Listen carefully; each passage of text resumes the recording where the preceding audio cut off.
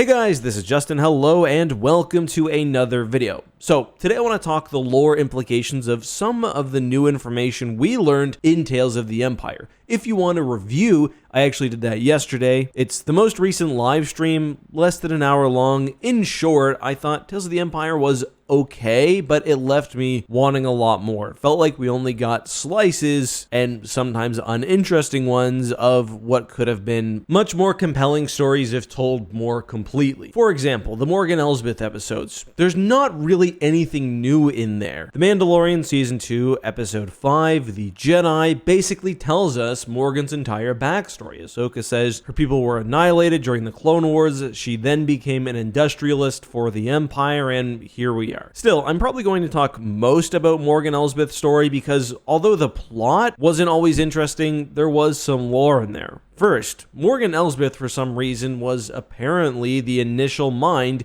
behind the TIE Defender project. I gotta say, I don't love this, not because Thrawn himself didn't come up with the plans or anything like that, but because there's nothing really in Elsbeth's backstory, certainly not in Chapter 1, which would lead me to believe that it's likely she would be the one to design one of the greatest starfighters in galactic history. I understand why they did it. They needed some way for Elsbeth to come to Thrawn's attention, and yeah, she was an industrialist and probably a shipbuilder for the Empire, but I just find it a bit surprising that we go from there to her designing high-end starfighters. Anyway, another aspect that I found interesting in regards to spaceships, and this was pretty nerdy, was the fact that the ISD, still an ISD-1 of course, was in escort with several Venator-class Star Destroyers. I say this is interesting because I don't think we've ever seen a Victory Star Destroyer used by the Empire this late, although I guess I could be wrong. We don't know the exact time or year that Episode 2 takes place. However, we know that Thrawn became an admiral, which he's named in this episode Admiral Thon, at some point after 9 BBY. So that's about 10 years after Episode 3. Thrawn is made a Grand Admiral in, I believe, 2 BBY. So there's sort of a 7-year gap. Either way, we're pretty far into the Empire at this point. But far more interesting to me, no surprise, the inclusion of Gilad Pelon. Pelon was one of my favorite characters in Star Wars Legends. He was brought back to the canon continuity at the end of Star Wars Rebels when Grand Admiral Thrawn calls out to him during the Battle of Lothal. In Legends, of course, Pelon is basically Thrawn's right-hand man, and he goes on to carry the torch for the Empire. Star Wars canon has taken a different approach. So, based on what we know, Pelon probably wasn't directly under Thrawn's command at this point. He was serving under Grand Admiral Savitt, but I also get the idea that Pelon and Thrawn's relationship and connection here is not one strictly on the book, strictly within the military hierarchy. I think that Thrawn identified Pelon through whatever means and is using him to help accomplish some goal which may help the Empire, but is also serving him directly. That's also why we see Thrawn employ his personal servants, the Nogri, to test Morgan Elsbeth. So my read of the situation is that Thrawn chose a trusted officer, Pelon, to carry out his duties first, to actually identify and approach Elsbeth the first time, where Pelon sort of tests her. He asks why she wants to serve the Empire. I don't think he's initially impressed with her response, but the TIE Defender project is enough to at least get Thrawn's attention. Then they go get her and she's doing whatever on Corvus. And to me, that's the big question. What is happening between Episode 2 of Tales of the Empire and Episode 3? We know from Ahsoka that Morgan Elsbeth was fueling the Empire's war machine, helping to build the Starfleet. Is it possible, however, that by identifying and bringing her into the fold, Thrawn was actually using Morgan Elsbeth not just to forward the ambitions of the Empire, but to forward his own personal goals? I'm wondering, and we very well could see this in Ahsoka Season 2, whether Thrawn has had her building something else. A lot of people are mad because they feel like this is a contradiction.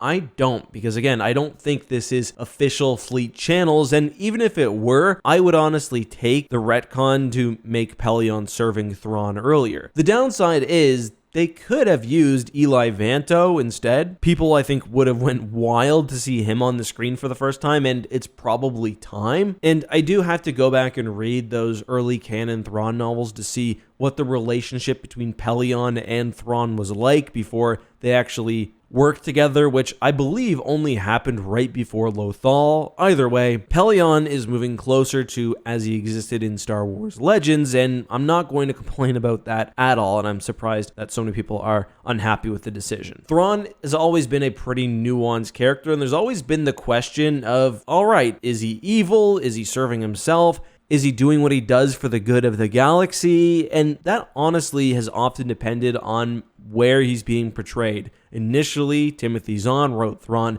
as a straight villain. He later regretted that in Star Wars Legends and made him a more complex character. The same is true in Star Wars canon, where in Rebels, Thrawn is a pretty clear villain. In Timothy Zahn's novels, again, he's serving the greater interests of the galaxy or the Chiss Empire, or at least he thinks he is. Ahsoka, we don't know, and episodes like this really keep me questioning. So, although I was disappointed overall, I think with Tales of the Empire, I enjoyed the bit we got of Morgan Elsbeth and Thrawn. I just wish we would have gotten more, because that backstory I still think is very, very interesting. The only other lore I really want to talk about was the New Republic envoy going to Corvus. That to me was really weird and pretty sloppy. Like, the New Republic can't just decide that a planet is going to join and that they're going to arrest Morgan Elsbeth. If they want to arrest her for war crimes or for being an imperial industrialist, that's one thing, but they can't unilaterally decide that a planet is joining the New Republic. They need to hold a vote. The planet needs to join willingly. Like, we just fought a clone war over this. Probably best to not be super aggressive in the early years of the New Republic. I did enjoy seeing how Corvus was burned down by Elsbeth. I thought it adds a lot to subsequent viewings of the Ahsoka episode, and I did go watch Ahsoka right after, or rather Mandalorian Season 2 Episode 5 of the Jedi, and I was surprised at how much of the story was already present there. But those are my thoughts on the lore implications of the new information from Tales of the Empire. I do hope we get more of these series. I think ultimately Tales of the Empire is the previously announced Tales of the Jedi Season 2. So as far as I'm aware anyway, there's none officially announced, but I suspect we will get a follow-up. Just maybe longer and more focused this time. I think Tales of the Jedi was smarter for focusing on characters who we already know and showing them in a different light. If we want to go deep into the backstory of new characters,